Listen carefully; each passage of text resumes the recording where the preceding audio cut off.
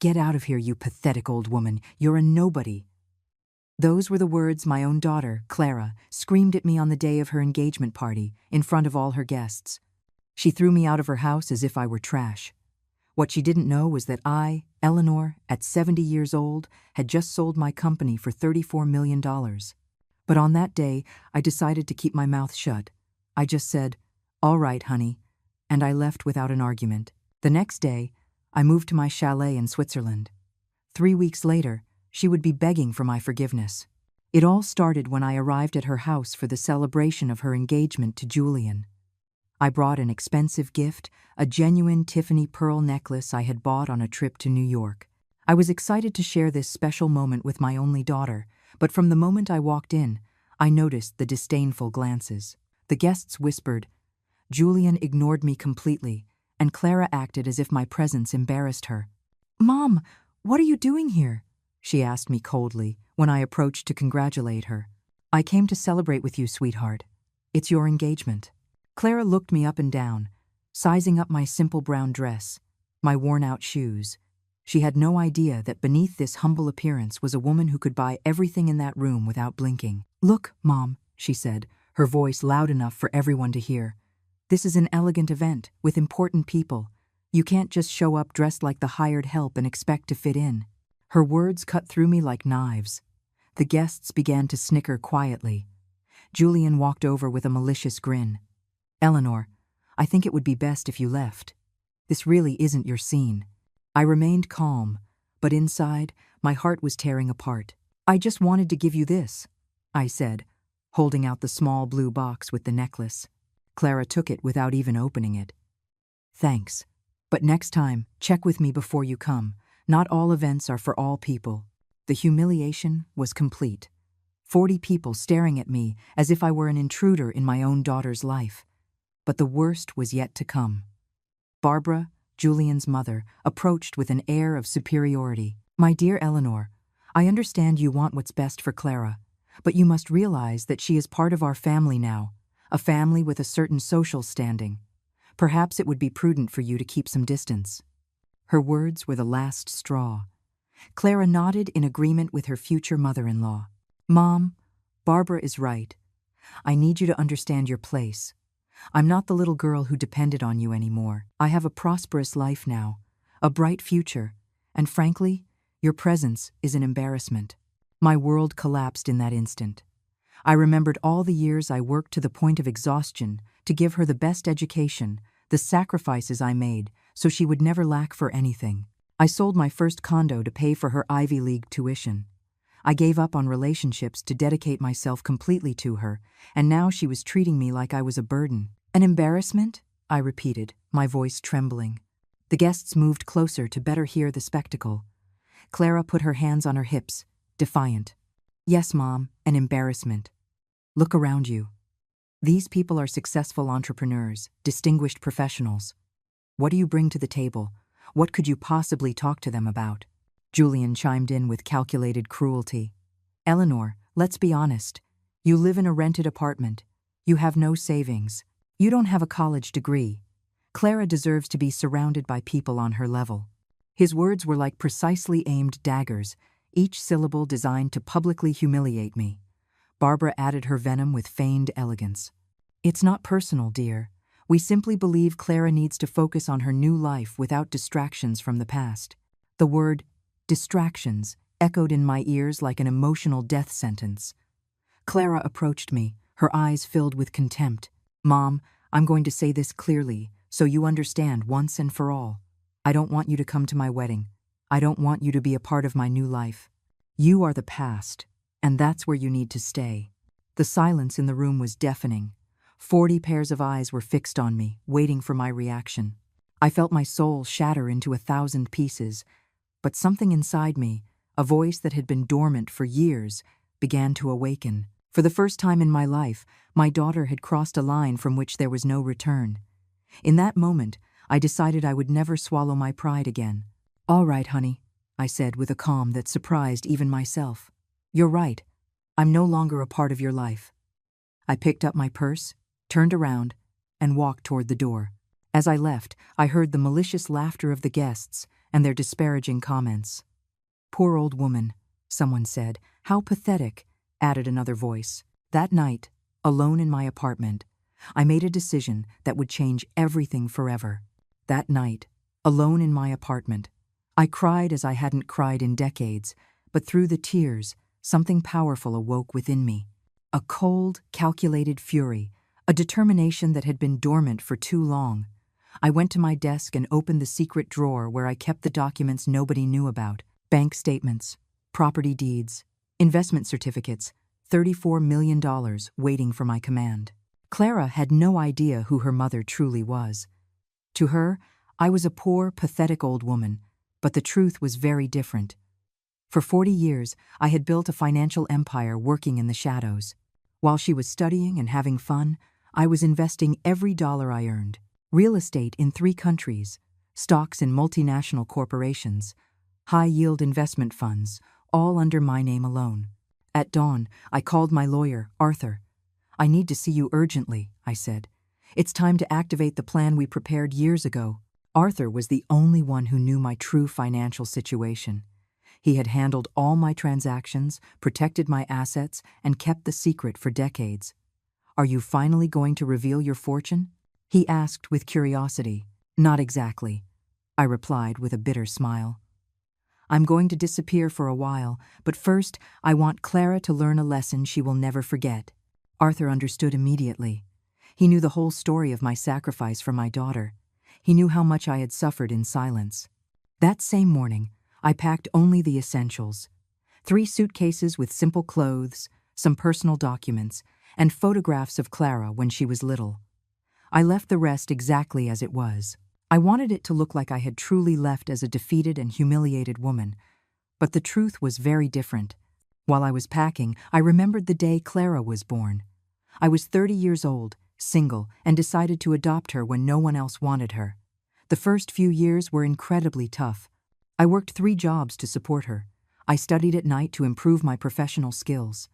I gave up any social life to dedicate myself completely to her. Every dollar I earned was split in 2, half for our basic expenses, the other half for investments that would secure our future. Clara never knew she was adopted. I told her that her father had died when she was a baby. She never questioned the story, never asked for details. She simply accepted that we were a family of 2, and I dedicated myself, body and soul, to being the best mother I could be. Apparently, it wasn't enough.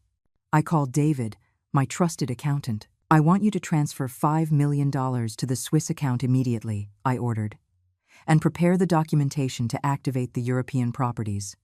I'm leaving for an indefinite period." David had worked with me for 20 years. He knew that when I made a decision, it was final. "What should I do if Clara asks about you?" he inquired. "Tell her that her mother was exactly what she thought.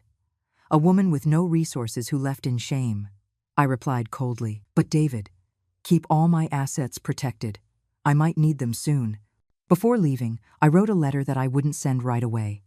"Dear Clara, for 70 years I have lived for others, first for my parents, then for you.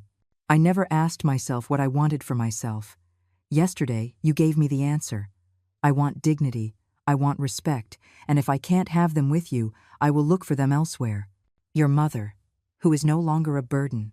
End of call. The car service arrived at 6 o'clock in the morning. It was a black Mercedes I had hired to take me directly to the private airport. But before leaving, I made one last call. "Julian," I said when he answered, surprised. "It's Eleanor. I just wanted to thank you." "Thank me for what?" he asked, confused. "For showing me who you really are, and for showing me who my daughter is when she's with you." I hung up before he could respond. The private jet was waiting for me on the tarmac. Destination: Zurich, Switzerland. My chalet in the Swiss Alps awaited me like a silent refuge where I could plan my next move. But before boarding, I made one more decision. I called Maria, Clara's housekeeper. "Maria, it's Eleanor. Can you do me a favor?" Maria had always been kind to me, unlike my own daughter. "Of course, Mrs. Eleanor. What do you need?" "I want you to watch everything that happens in that house for the next few weeks. If anything important happens, call me at this number." End. During the flight, I reviewed my bank accounts on my tablet, $34 million, strategically distributed around the world. Properties in Miami, London, and Paris, and of course, my beautiful chalet in Switzerland, where no one could find me until I decided to reappear. As the plane flew over the Atlantic, I smiled for the first time in years. Clara had gotten exactly what she wanted, to get rid of her embarrassing mother. But very soon, she would discover that she had made the biggest mistake of her life. The chalet in Switzerland was exactly what I needed, a perfect refuge where no one could find me until I decided when and how to return. From the windows, I could see the snow-covered Alps, a landscape that calmed me and gave me mental clarity.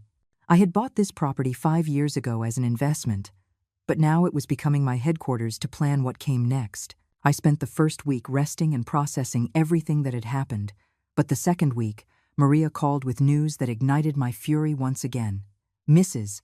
Eleanor," she said in a worried voice, "you need to know what's happening here. Clara is telling everyone that you left because you couldn't keep up with her lifestyle. She says you were a financial burden, and that's why you disappeared." "What else is she saying?" I asked, feeling the rage build in my chest. "She says you never had any savings, that you lived off loans, and that reality finally caught up with you. Julian is telling people at his office that his mother-in-law was a problematic woman who didn't know her place, and Barbara—" Maria paused. "Barbara is throwing a party to celebrate that you're gone." My hands trembled with indignation. Not only had they publicly humiliated me, but now they were destroying my reputation to make themselves look like the heroes of the story. Clara had turned my departure into her personal victory. That could not stand. That same night, I called Arthur. "I want you to investigate everything about Julian and his family. I need to know where their money comes from, what businesses they have, if they have debts, enemies, secrets, everything." Arthur was a brilliant lawyer with contacts everywhere. If there was anything to uncover about my son-in-law, he would find it. "I also want you to hire a private investigator," I continued. "I need photographs, videos, audio recordings. I want to document every move Clara and Julian make for the next few weeks. But be discreet. They can't know we're watching." 3 days later, Arthur called me with explosive information. "Eleanor, I found something very interesting about Julian. His company is on the verge of bankruptcy. He owes $3 million to several suppliers, and the bank is threatening to foreclose on his office. Apparently, he's been keeping up appearances with borrowed money." "Does Clara know any of this?" I asked, my curiosity growing. "According to my sources, she has no idea. Julian has been lying to her about his financial situation. In fact, he was counting on you leaving her some inheritance to save his business. That's why he was so upset when you left with nothing." The irony was delicious. Julian had despised me for supposedly being poor, when in reality, he was the one who was broke, and my daughter, who had thrown me out for being an embarrassment, was about to marry a man who couldn't even pay his own debts. But the most valuable piece of information came a week later. The private investigator sent me a video that would change everything. Julian was in a sleek restaurant with a young woman. It was clearly not a business meeting. They were kissing, holding hands, acting like lovers. The date of the video was after his engagement to Clara. "Perfect," I murmured as I watched the video for the 3rd time. "This is exactly what I needed." But before I used that information, I decided to run a test. I wanted to see just how far my daughter's cruelty would go. I called Clara from an unknown number, pretending to be a social worker. "Miss Clara, we're looking for your mother, Eleanor. We have some important documents for her." "My mother doesn't live here anymore," Clara responded coldly. "She left because she couldn't support herself. I suppose she's in some nursing home or something. I'm not responsible for her." Her words cut me like knives. She didn't even feign concern for my well-being. "Do you have a number where we can contact her? It's about a family inheritance," I pressed. Clara laughed cruelly. "Inheritance? My mother never had family with money. It must be a mistake. And even if it were true, she's no longer a part of my life. Look somewhere else." I hung up the phone with tears in my eyes, but also with a steely determination.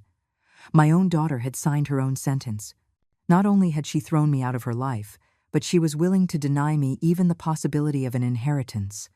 It was time for her to meet the real Eleanor. That night, from my study in the chalet, I began to design my revenge. First, I would investigate Julian's financial situation further. Second, I would use the video of his infidelity at the perfect moment. Third, I would return to the city when they least expected it, but not as the humiliated woman who had left.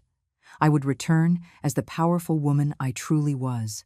I called David and gave him precise instructions.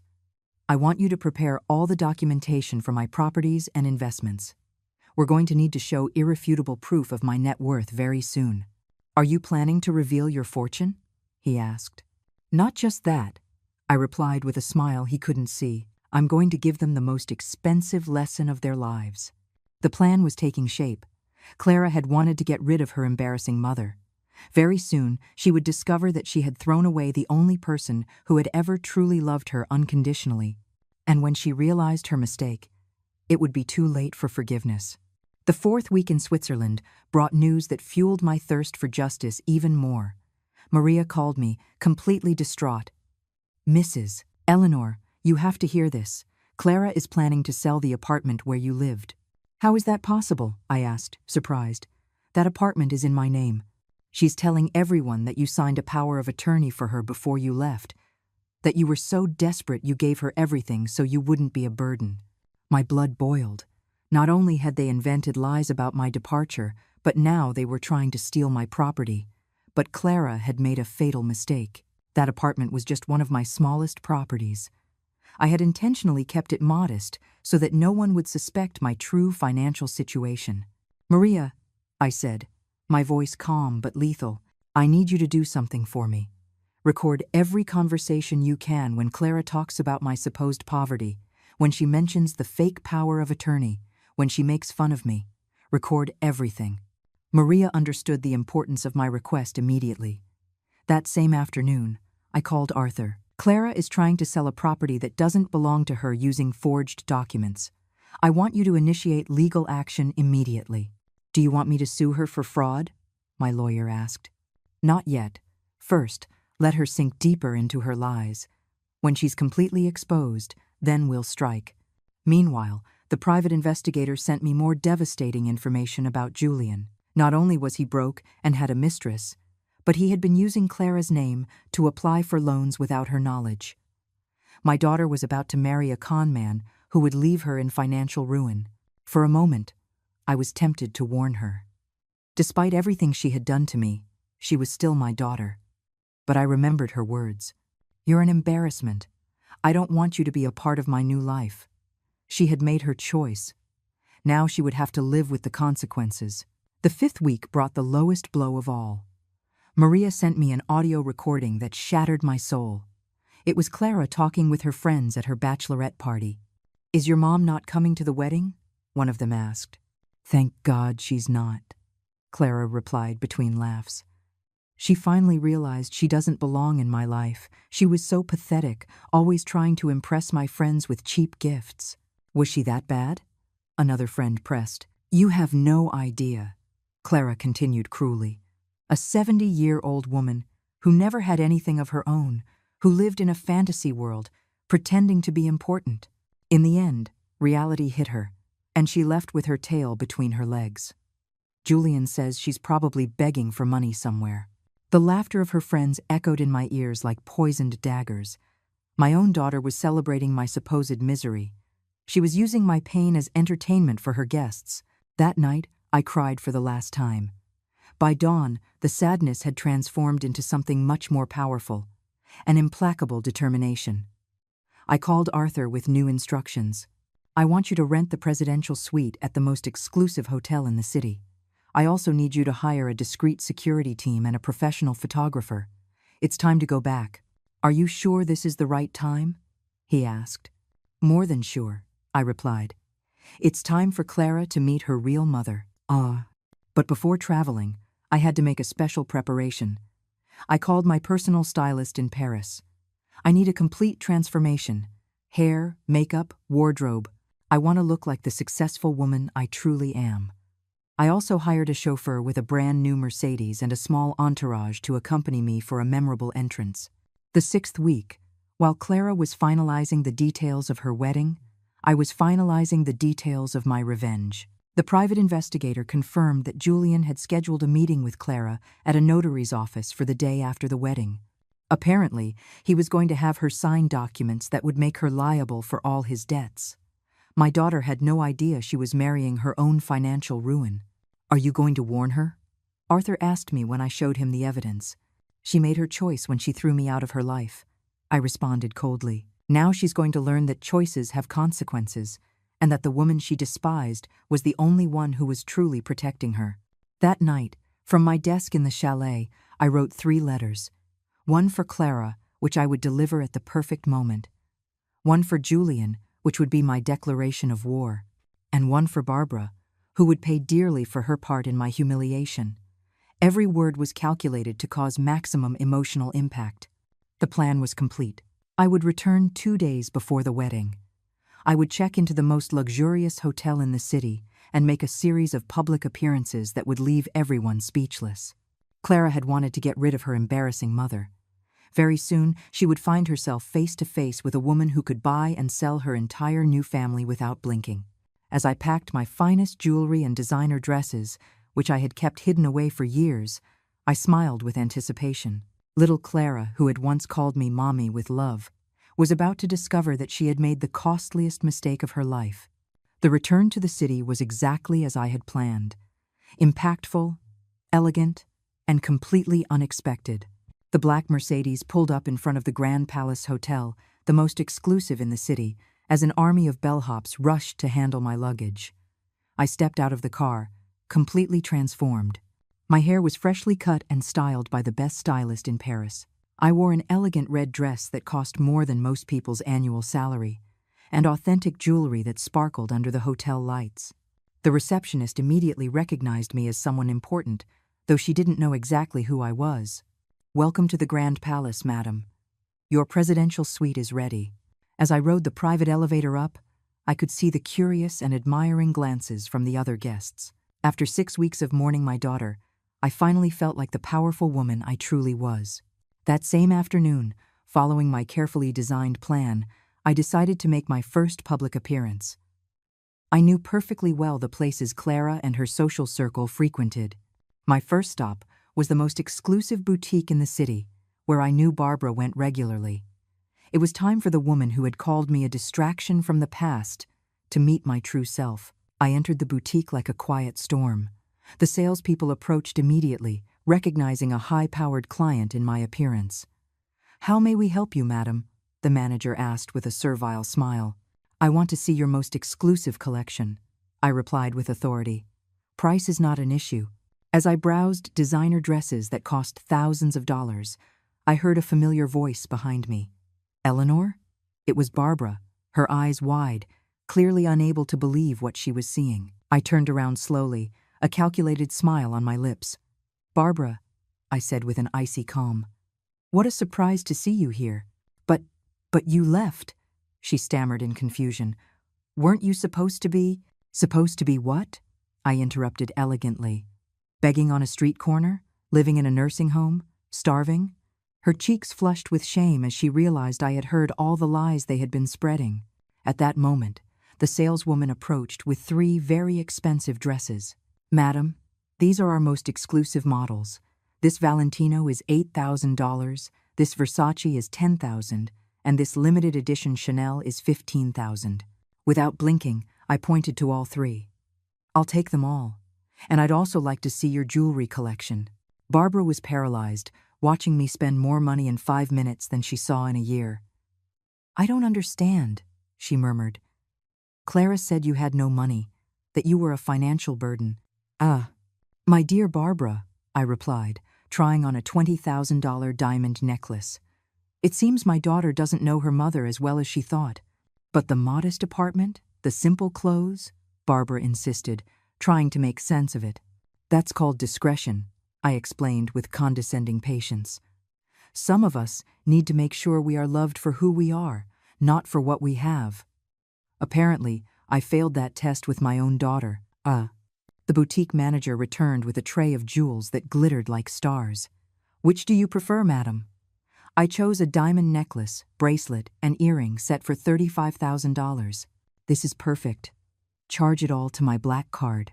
When I took out the credit card with no limit, Barbara nearly fainted. Barbara, I said as I signed for the purchase, I want you to give Clara a message for me. Tell her that her embarrassing mother is back, and also tell her that on her wedding day, she's going to receive a surprise she will never forget. Are you going to the wedding? She asked, her voice trembling. Oh no, I replied with a devilish smile. She was very clear that I wasn't welcome, but that doesn't mean I can't send a gift. I left the boutique, leaving Barbara completely confused and terrified. I knew that in less than an hour, Clara would receive a hysterical phone call telling her about our encounter. It was exactly what I wanted. For her to know I was back, but not to know my intentions. That night, from my presidential suite, I called David. Are all the documents ready? Completely, he replied. The property deeds, the bank statements, the audio recordings, the private investigator's photographs. Everything is organized chronologically for maximum impact. Perfect. Tomorrow is the wedding day. It's time for Clara to learn who her mother really is. Endo. But before sleeping, I had one more call to make. I dialed Maria's number. Maria, how are things at the house? I asked. Mrs. Eleanor, they are all hysterical. Barbara came running to tell Clara about the encounter at the boutique. Clara is furious and confused. Julian is nervous. No one understands how you can afford to spend so much money. Have they said anything about canceling the wedding? No, ma'am, but they're arguing a lot. Clara screamed at Barbara that she had lied about you, and Barbara insists she didn't understand anything. The information was music to my ears. The chaos had begun, and tomorrow would be just the first act of a play that would have a devastating ending for everyone who had betrayed me. As I looked at the city lights from my window, I thought of the little girl who once hugged me and told me I was the best mom in the world. That girl had disappeared, replaced by a cruel woman who had thrown me out like trash. Tomorrow, that woman would pay the price for her ingratitude. The wedding day dawned perfectly for my plans. While Clara was preparing for what she thought would be the happiest day of her life, I was finalizing the details of what would become her worst nightmare. From my presidential suite, I coordinated every move like a general preparing for a decisive battle. The war had begun, and I had all the weapons. My first action was to send a special gift to the church, a spectacular floral arrangement of white orchids with a card that read, "For Clara, on the most important day of her life. With love, the mother who is no longer a burden." I knew those words would make her nervous, but that was just the appetizer for what was to come. While Clara was getting dressed in her room, I was preparing for my grand entrance. The dress I had chosen was a work of art, an elegant black Armani that cost more than the total budget of her wedding. The jewelry that complemented the outfit was worth as much as a house. Every detail was calculated to show power, elegance, and reclaimed dignity. At 2 o'clock in the afternoon, once the ceremony had already begun, I launched the second phase of my plan. I called Arthur. "It's time for the press conference," I said. "Are you sure?" he asked. "After this, there's no going back." "I'm more than sure," I replied. "It's time for the entire city to know the truth about Clara's perfect family." The press conference was held in the hotel's main ballroom at the exact same time as the religious ceremony. Journalists from all the major media outlets had arrived, drawn by the promise of an explosive revelation about one of the most talked-about weddings of the social season. When I entered the room, the silence was absolute. My transformation was so radical that many didn't recognize me at first. "My name is Eleanor," I began, my voice firm and clear, "and I am the mother of Clara, the bride who is at this moment getting married at St. Anthony's Church. I am here to clear up some lies that have been spread about me." The camera flashes began to go off as the journalists realized they had an explosive story on their hands. For the past few weeks, my daughter has been telling everyone that her mother was a poor woman with no resources, who left in shame because she couldn't support herself financially. I paused dramatically as I displayed the first documents. The truth is very different. I am the owner of a business empire valued at $34 million. The murmur in the room turned into a roar of surprise. Journalists surged forward to photograph the documents I was holding up. Property deeds in 3 countries, bank account statements, investment certificates, all authentic, all verifiable, all completely devastating to the version of the story Clara had been telling. My daughter threw me out of her life because she was embarrassed to have a mother who, according to her, didn't have the proper social status. I continued, my voice calm, but filled with pain. What she didn't know is that all the money she has spent on this lavish wedding, all the education she received, all the luxuries she has enjoyed throughout her life, were financed by the company I built by working day and night for 40 years. At that moment, Arthur approached the microphone with more explosive documents. We have evidence that Miss Clara has been attempting to sell properties that do not belong to her using falsified documents. We also have recordings where she mocks her mother's supposed poverty and celebrates her departure as a liberation. He played one of the audio files Maria had recorded. Clara's voice echoed through the ballroom. Thank God she's gone. She was so pathetic, always trying to impress with cheap gifts. Julian says she's probably begging for money somewhere. The silence that followed was deafening. But there's more, I continued, knowing the final blow would be devastating. My future son-in-law, Julian, is not only completely bankrupt, but he has been using my daughter's name to secure millions in loans that she is unaware of. I have evidence that tomorrow, after the honeymoon, he plans to have her sign documents that will make her liable for debts of over $5 million. The journalists erupted in a flurry of questions. Why are you revealing this now? One shouted. Because a mother can forgive ingratitude, but she cannot allow her daughter to be scammed and financially destroyed by a man who only sees her as his financial lifeline. I answered with dignity. Are you going to reconcile with your daughter? Another journalist asked. My daughter made her choice when she threw me out of her life, calling me a pathetic nobody. Now she will have to live with the consequences of having thrown away the only person who truly loved her unconditionally. At that precise moment, my phone rang. It was Maria, calling from the church. Mrs. Eleanor, she said in an agitated voice. It's chaos here. Someone tipped them off about the press conference. Clara is hysterical. Julian is as pale as a ghost, and the guests are leaving the church to watch the news on their phones. Did they get married? I asked curiously. Yes, but the reception has been cancelled. Clara is screaming that she wants to talk to you immediately. Tell her she knows where to find me, I replied before hanging up. The press conference ended with a final statement that I knew would be a headline in every newspaper. To all the mothers watching this, love, but never allow that love to become self-destruction. And to ungrateful children, remember that the parents who raised you with sacrifice deserve respect, not humiliation. As I left the ballroom amidst applause and camera flashes, I smiled with satisfaction. The first part of my revenge was complete. Clara had wanted a perfect wedding without her embarrassing mother. What she got was a ruined wedding and a public scandal that would haunt her for the rest of her life. I didn't have to wait long for the confrontation. 2 hours after the press conference, Clara burst into my presidential suite like a furious storm. She had managed to convince hotel security that she was my daughter, and she was, though at that moment, I wished she weren't. She entered without knocking, still in her wedding dress, but her makeup was streaked with tears of rage and humiliation. How could you do this to me? She screamed from the doorway. You ruined my wedding. You destroyed the most important day of my life. I was sitting calmly on the suite's sofa, sipping tea as if nothing had happened. Hello, Clara, I said with icy tranquility. You look beautiful, though a bit distraught. How was the ceremony? Don't you dare be cynical with me, she yelled, approaching with clenched fists. All the guests left. The newspapers are publishing everything. My reputation is destroyed.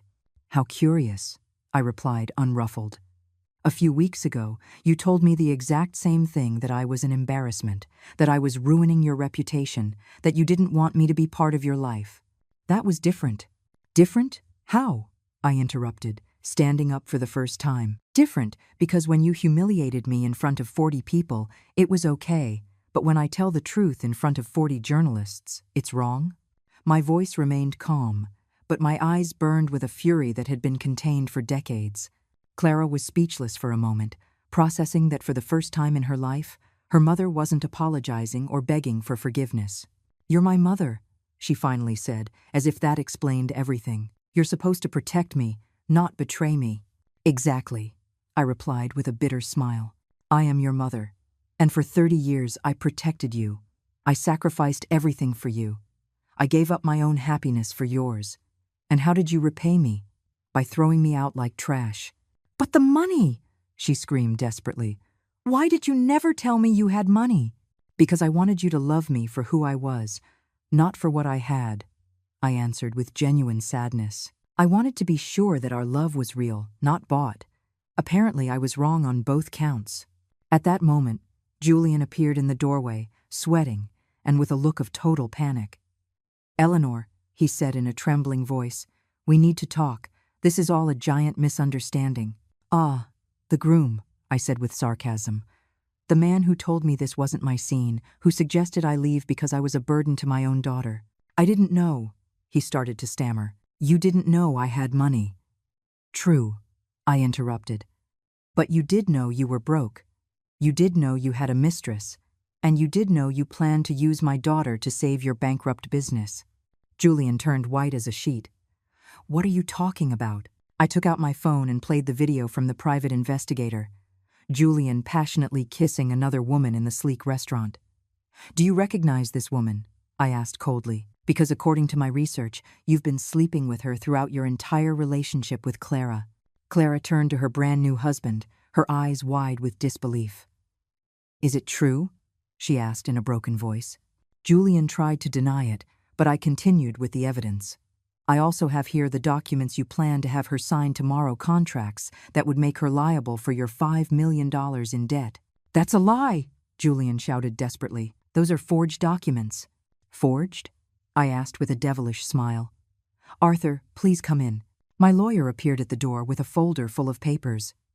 Julian, Arthur said in a professional tone, these documents were obtained directly from your notary. They are fully authenticated. Clara collapsed into a chair, finally understanding the magnitude of what she had done. Not only had she thrown out her millionaire mother, but she had married a con man who planned to ruin her financially. It can't be, she murmured over and over. This can't be happening. Oh, but there's more, I continued mercilessly. Julian, tell your wife about the loans you've taken out using her name as collateral. Tell her about the mortgage you took out on the condo she thinks is hers. Tell her about the debts to loan sharks you have to pay by the end of the month. Oh, Julian fell silent, his silence confirming every one of my accusations. Clara looked at him with growing horror. Is it all true? She asked. Everything my mother said is true? Clara, I can explain, he began, but she cut him off with a slap that echoed throughout the suite. You used me, she screamed. You lied to me. I married a liar and a con man. How did you marry a man who despised your mother? I added calmly. Decisions have consequences, my dear daughter, and you chose to believe him instead of defending me. Clara turned to me, tears of desperation streaming down her face. Mom, I'm sorry. I was wrong. Forgive me, please. Can we fix this? Can we? I asked with genuine curiosity. Like when I begged you not to throw me out of your life. Like when I pleaded with you to let me be at your wedding. Do you remember what you told me? You are no longer part of my life. You are the past, and that's where you need to stay. I didn't know, she cried desperately. I didn't know you had money. And there's the problem, I replied with infinite sadness. Your love for me depended on my bank account. When you thought I was poor, you threw me away. Now that you know I'm rich, you want me back. That isn't love, Clara. That's convenience. The silence that followed was devastating. For the first time in her life, Clara was facing the real consequences of her actions. She had lost her mother, she had married a con man, and her reputation was publicly destroyed, all for choosing money and status over unconditional love. Clara sat in the chair for several minutes, processing the complete devastation of her life. Julian had tried to escape, but Arthur had discreetly called hotel security and the police. Charges of fraud and document forgery were already being processed. My revenge was more perfect than I had ever imagined, but it wasn't over yet. Mom, Clara finally said in a broken voice, I know I was wrong. I know I was terrible to you, but you're my mother. You have to help me. I'm ruined. I have to help you, I repeated with irony. Like you helped me when you threw me out of your life? Like you helped me when you called me a pathetic nobody? But I'm your daughter, she cried desperately. Mothers are supposed to love their children unconditionally. You're right, I answered with deadly calm. Mothers do love unconditionally. I loved you for 30 years without asking for anything in return. I gave you everything I had. I sacrificed my own happiness. I gave up relationships to dedicate myself completely to you. And when I needed you most, when I needed your love and support, you threw me out like trash. At that moment, my phone rang. It was the private investigator with fresh news. "Mrs. Eleanor," he said, "Julian just tried to empty the joint bank account he has with your daughter. He transferred all the money to an account in the Cayman Islands. The information was the final nail in the coffin. Your husband just stole all of your savings," I informed Clara. "He transferred them to an offshore account 10 minutes ago." Clara turned a shade of green. "What?" "Yes, dear. The man you chose over your mother, the man for whom you publicly humiliated me, just left you without a penny." Julian, who had been silent, waiting for a chance to escape, finally exploded. "This is your fault," he screamed, pointing his finger at me. "Everything was perfect until you showed up with your lies." "My lies?" I asked with a cold laugh. "Which part was a lie? The $34 million? Your bankruptcy? Your mistress? The forged documents? Everything I said has verifiable proof. You ruined my life." "No," I replied with absolute authority. "You ruined your own life when you decided to scam my daughter. I just made sure you paid the price for your decisions." At that moment, the police entered the suite to arrest Julian. The charges included fraud, document forgery, and identity theft. As they led Julian away in handcuffs, he yelled at Clara, "This isn't over. You're going to pay for all the money I lost because of you." His true colors finally showed. Clara realized she had married a man who not only didn't love her, but blamed her for his own crimes. "Mom," Clara said to me when we were alone, "I understand you're angry. I understand you want to punish me. But please don't leave me like this. I have no one else." "You have Barbara," I replied sarcastically, "the woman who told me to keep my distance because I didn't have the right social status. I'm sure she'll help you now that you're the daughter-in-law of a criminal." "Barbara has already turned her back on me," Clara admitted with shame. "When she heard about the scandal, she told me her family couldn't be associated with me. She forbade me from ever coming to her house again." "What a surprise," I said, showing no compassion. "It turns out your new family abandons you at the first sign of trouble, unlike your mother, who put up with 30 years of ingratitude and only left when you threw her out." Just then, Maria arrived with more devastating news. "Miss Clara," she said with genuine pity, "Julian's creditors have already been to the house. They took everything, the furniture, the television, the computer, even your wedding dress. They say they have a legal right because you signed as a guarantor without knowing it." Clara completely fell apart. In less than 4 hours, she had lost her husband, her money, her belongings, her reputation, and her political family. "What am I going to do?" she whispered in a state of shock. "I have nothing. I have no one. Now you know exactly how I felt when you threw me out of your life," I said without a hint of sympathy. "The difference is, I was 70 years old and had dedicated 30 years of my life to loving you unconditionally. You are 30 years old and have just learned that decisions have consequences. Is there nothing I can do to make you forgive me?" she asked in desperation. "Any way to win back your love?" "My love was never lost," I replied with genuine sadness. "But my respect, my trust, and my willingness to be your victim that was lost forever. So, what's going to happen to me?"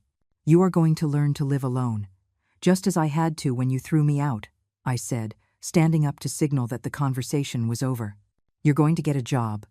You're going to pay your own bills. You're going to face the consequences of choosing money and status over real love." "But Mom."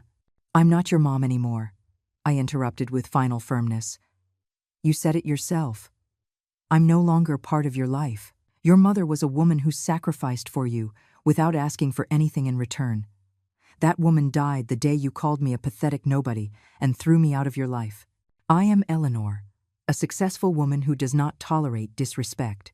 Clara left my suite crying, finally understanding that she had lost the most valuable thing she ever had, the unconditional love of her mother, but it was too late for regret.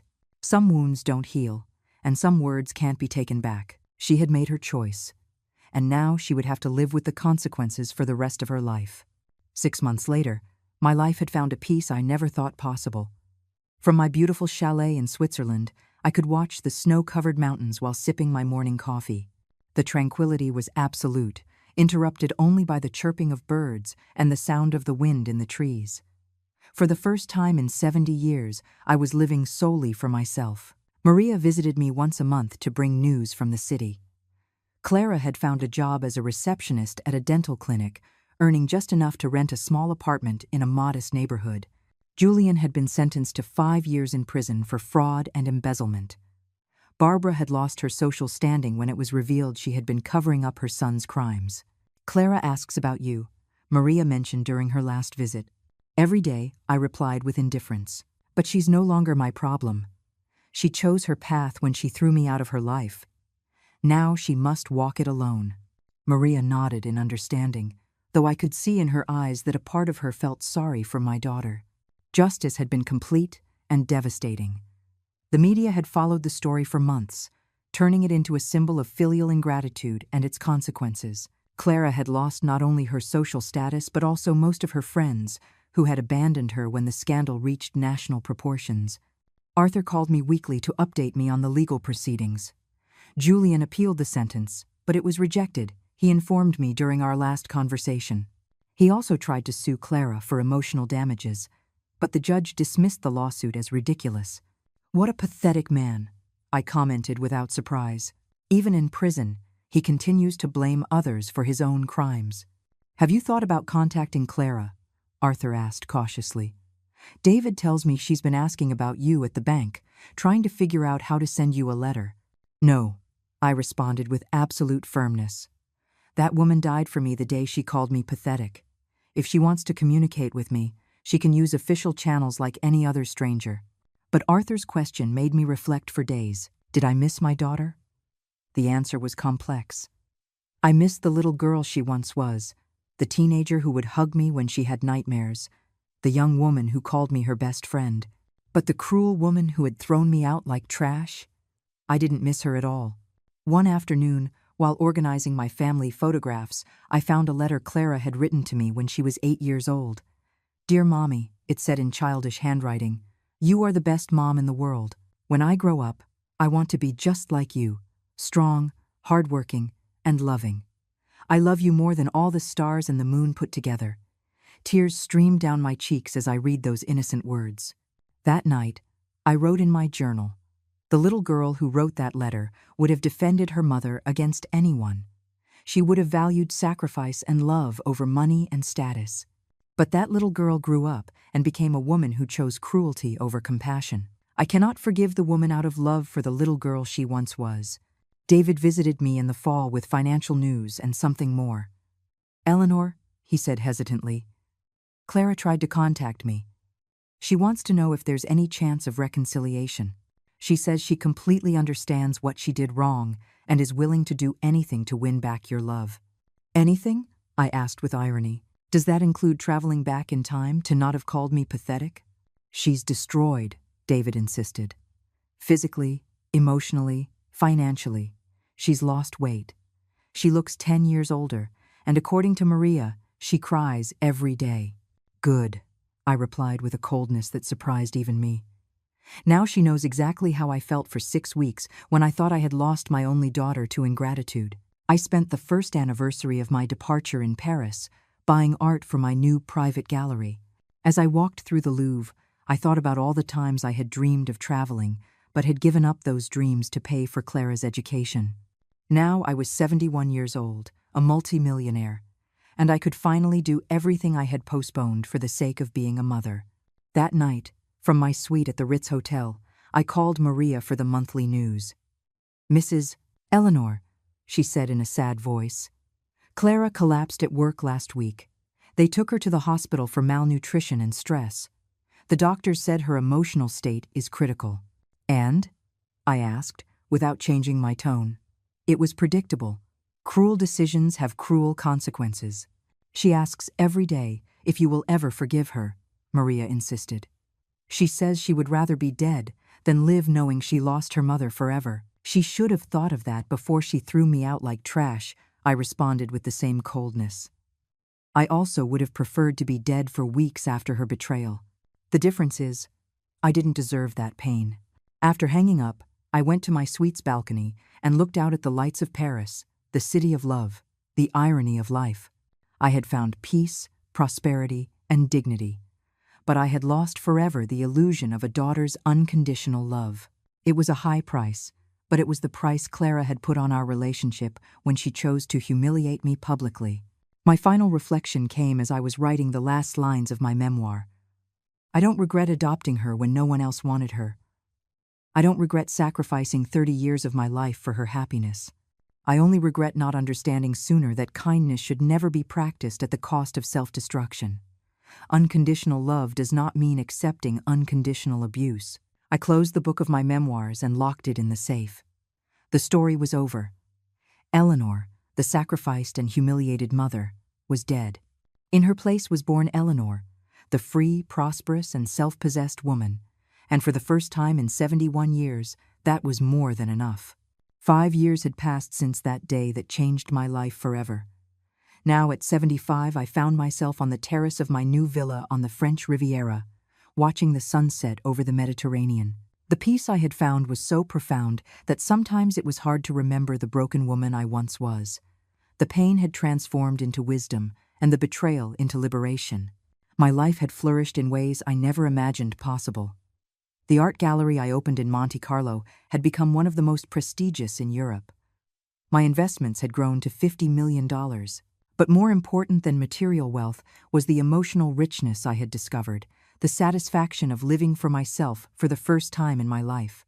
Arthur visited me every 3 months, not just as my lawyer, but as the loyal friend he had been for decades. "Do you ever wonder what would have happened if you had reacted differently?" he asked during his last visit. "If you had forgiven her immediately and continued being the ever-sacrificing mother?" "Every day," I answered honestly, "and every day I come to the same conclusion. I would have died inside. I would have continued to be the victim of my own kindness, teaching Clara that she could mistreat me without consequence. In the end, I did her a favor by teaching her that actions have a price." Maria had stopped visiting after the 3rd year. The news about Clara had become too painful for both of us. The last I heard was that she had attempted suicide twice, had lost several jobs due to depression, and was living practically like a vagrant in a tiny studio apartment. The guilt was literally consuming her. "Don't you feel any compassion for her?" Maria had asked during our last conversation. "All the compassion in the world," I replied. "But compassion doesn't erase the damage done. I spent 70 years feeling compassion for everyone except myself. It was time to change that dynamic." One spring afternoon, while organizing my mail, I found a letter that had arrived weeks ago, but which my assistant had set aside per my instructions. It was from Clara. The shaky handwriting revealed the emotional state of the writer. I opened it for the first time in 5 years, more out of curiosity than nostalgia. "Dear Mom," it began. "I know I have no right to write to you after everything I did. I know I lost the privilege of calling you that forever, but I need you to know that not a day goes by that I don't regret every cruel word I said to you. I understand if you hate me. I hate myself too." I continued reading with a mixture of sadness and coldness. "I have lost everything. My marriage, my money, my friends, my health, my dignity. But the worst part is having lost your love. I would rather have poverty and loneliness than live knowing that I destroyed the purest and most valuable relationship in my life. I'm not asking for your forgiveness because I know I don't deserve it. I just wanted you to know that your daughter died the day she called you a pathetic nobody." The last lines shook me. "If you ever feel curious to know what became of the little girl who once loved you more than her own life, look for me in the cemetery, because the woman who betrayed you can no longer live with the weight of what she did. I love you, Mom. Forgive me in the next life." For the first time in 5 years, I felt something akin to panic. I called Arthur immediately. "I need you to find Clara urgently," I said, my voice trembling. "I think she's going to hurt herself." "Do you want me to help her?" he asked, surprised. "No," I replied after a long pause. "I want you to make sure she receives professional psychological care, but anonymously." I couldn't sleep that night. The letter had awakened something I thought was completely dead, the maternal instinct. Not a loving feeling toward the woman who had betrayed me, but compassion for a human being who was suffering the consequences of her own decisions. It was the difference between love and pity. Arthur called me 2 days later. We found her in time, he informed me. She was in the hospital after another attempt. We've transferred her to an excellent private psychiatric clinic. The costs are covered by an anonymous donation, as you requested. Will she recover? I asked. The doctors are optimistic, but they say she needs years of intensive therapy. She desperately wants to see you, but I explained that the anonymous benefactor prefers to remain secret. Good, I replied with relief. I'm not ready for that, and I may never be. 6 months later, Arthur brought encouraging news. Clara is responding well to the treatment. She has accepted full responsibility for the destruction of her life. She doesn't blame anyone else, not even Julian. The psychologists say it's the first step toward a real recovery. She has asked about me only once, when they told her someone was paying for her treatment. She asked if it was you. When they told her they couldn't reveal that information, she replied, "It doesn't matter who it is. My mother already did enough for me for 30 years. I have to get through this alone." Her words reached my soul. For the first time in 5 years, Clara was showing the maturity and humility I had always hoped for. But it was too late for reconciliation. The damage had been too deep, and I had built a new life where there was no longer room for the pain of the past. A year later, I received news that Clara had been discharged. She had gotten a job as a volunteer at a rehabilitation center for addicts, helping others who had hit rock bottom like she had. According to reports, she was a dedicated worker who never spoke of her past but had a special compassion for those who had lost their families due to their own actions. "Are you ever going to contact her?" Arthur asked me during one of our dinners. "No," I replied with absolute certainty. She learned her lesson. I learned mine. We are 2 different women now. The love that once bound us died with the words she said to me that day. As I write these final lines in my journal, at 76 years old, I can honestly say that I regret nothing. Not loving unconditionally for 30 years, nor cutting off that love when it became self-destructive. I learned that forgiveness does not always mean reconciliation, and that sometimes loving someone means letting them go forever. Clara and I now live in parallel worlds. She is rebuilding her life from the ashes of her mistakes. I am enjoying the life I have left, free from the emotional burdens of the past. We had both learned valuable lessons. She, that words have the power to destroy forever. I, that it is never too late to choose oneself. The maternal love had not completely died. It had just transformed into something wiser, the ability to love from a distance, without allowing that love to become vulnerability again. In the end, the best lesson I could give my daughter was to teach her that even the purest love has boundaries that cannot be crossed without permanent consequences.